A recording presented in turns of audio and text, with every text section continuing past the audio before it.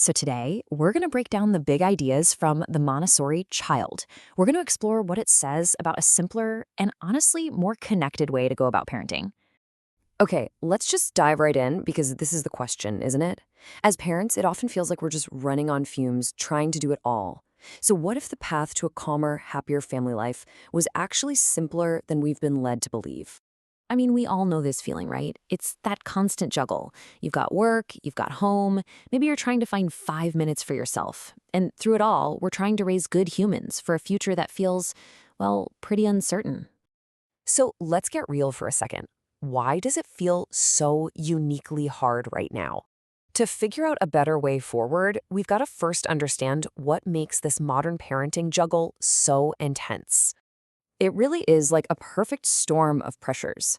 It's not just the timeless challenges of parenting. We are literally the first generation managing constant screen time, trying to sort through a flood of information online, and feeling this immense weight of responsibility. So what's the answer?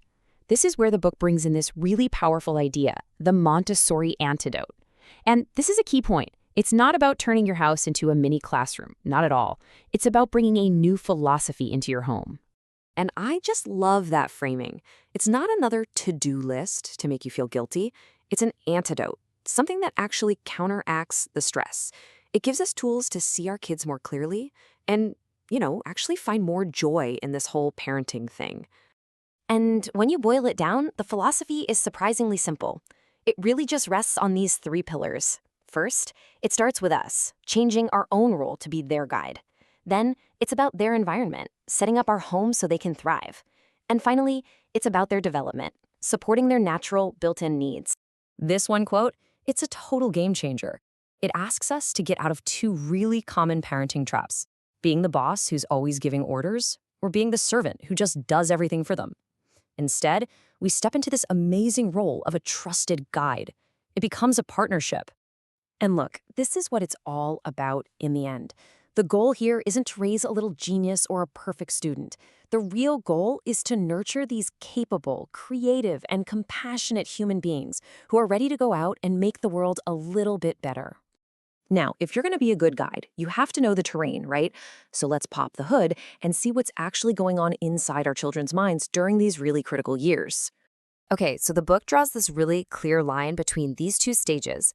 Think of the little ones, the 3 to 6-year-olds, as having an absorbent mind. They're like sponges, just soaking everything up effortlessly. But the older kids, they develop a reasoning mind. They become little detectives, always questioning, looking for justice, and trying to piece together the rules of the world. So let's zoom in on that first group. For these 3 to 6-year-olds, the world is all about what they can touch and feel and do. Learning isn't some abstract idea in a book. It's hands-on. It's messy. It happens by doing. You know that endless why? That's not them trying to annoy you. It's this deep, genuine need to understand. When they have to touch everything, they're not being naughty, they're just learning with their hands. They absolutely love helping with real stuff, like stirring the pancake batter. And that thing where they do something over and over and over again, that's just their brain's natural way of mastering a skill. Okay, now let's switch gears to the older kids. As they hit that 6 to 12 age range, something really incredible starts to happen. Their focus explodes. It goes from my house, my block, to the entire universe. They start asking those huge questions about where they come from and what their place is in the world. This is the age of what Montessori called big work. And yeah, that means they're capable of big projects and big messes. Their sense of fairness becomes superpowered. They're obsessed with what's fair and what's not.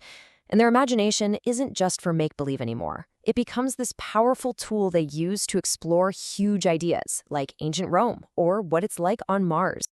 Okay, so now that we have a better sense of how their brains are wired, let's get to the really good stuff. Let's talk about decoding what our kids are really trying to tell us when they say those things that can drive us completely bonkers. Oh man, this one. Every parent of a little one has heard this, right? It feels like they're being defiant or lazy. But what if it's something else entirely? So here's the translation.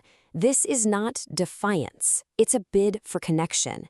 They aren't really saying, I won't do it. What they're often saying is, this feels too big and I just need you next to me while I try.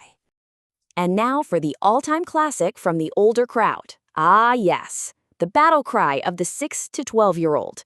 This phrase can feel like it's the start of a huge argument. But this is so cool because what sounds like a complaint is actually a sign of a massive cognitive leap. It's not fair, isn't just whining. It's a philosophical investigation. They are literally trying to figure out how justice and morality work in the real world. That's a sophisticated mind at work. And really, that's the big idea to take away from all this. The next time you're in one of those tough moments, just take a breath and ask yourself this question. The moment you start looking past the behavior and listening for the need, you stop being their boss and you truly become their guide. And that, right there, can change everything.